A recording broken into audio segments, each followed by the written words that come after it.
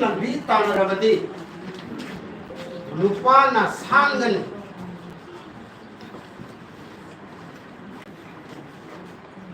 nung je video paro ni ko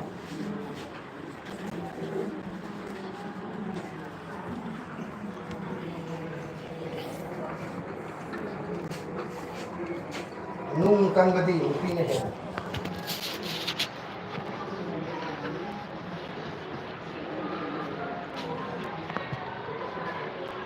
nung lambi tanarabadi nupana sangani nung kang gadi nupi ne hai Howzik sila yaw iba nung sarse nung suppose nga nung sum nung langpida nung sar yaw rin asi anung sar yaw rin asi ki exist nahi natakis nung amadi nung sum ani jakarai decision na kisa kaya Howzik sila yung sar yaw ko Ay, marker siya permanent. Siya anunsar. Anunsar siya. English na kaya kadi NG.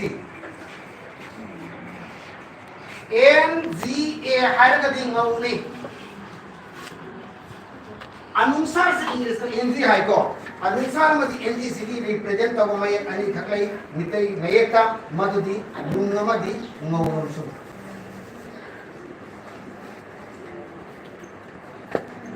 Ani si anusar ni represent ako po.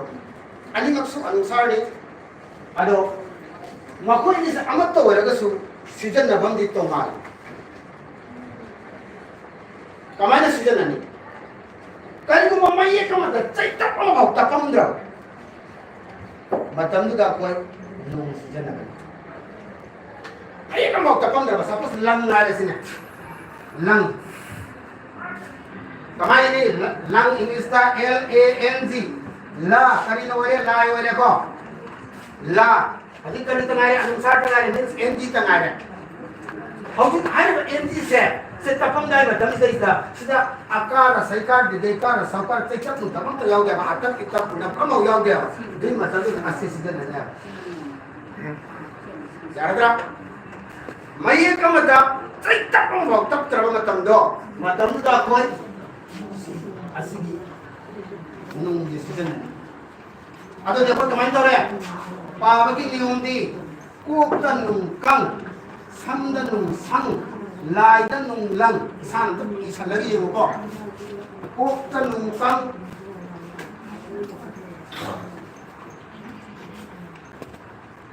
kali kumba lairik lang na pala ilagati lairik singi Page number 37 dah anggap tu.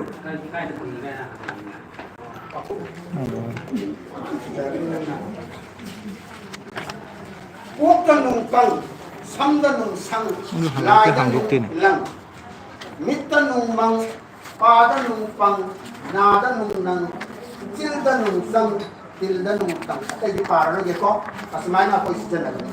Pag ako na nung tapat na section ka dapat diba, option gara pili, caption na mako.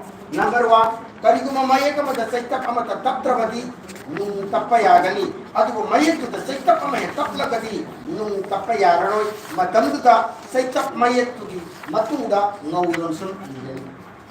Kada man ako lang ni lang ni sa ko. Ado ko lang ni warin.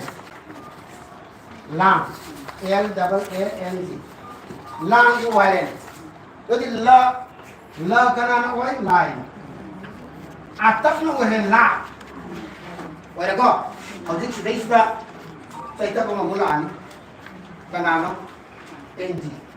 Ano? NG siya ay nahay. Nung natragang ngawulon. So, ano sila? Ano ko? Sige matangin dati. Sa ita pa mayaw na ba na? Ako'y ngawulon. So, ina niya. Ako'y si Days ba? Nung mahapayara na. Kasi na na balay mamaman na masani ay po kayo di po ng day. Marami na may ka maga, sa ita pa niya tapos talaga di. Mawani. Marami na asige matamis da koy. Mawang sun sige. Sini kan se bayo, tiang ra kan se. Kali kumba may ka maga, sa ita pa ma hek. Tap krawa. Matanu da koy na ngawang sun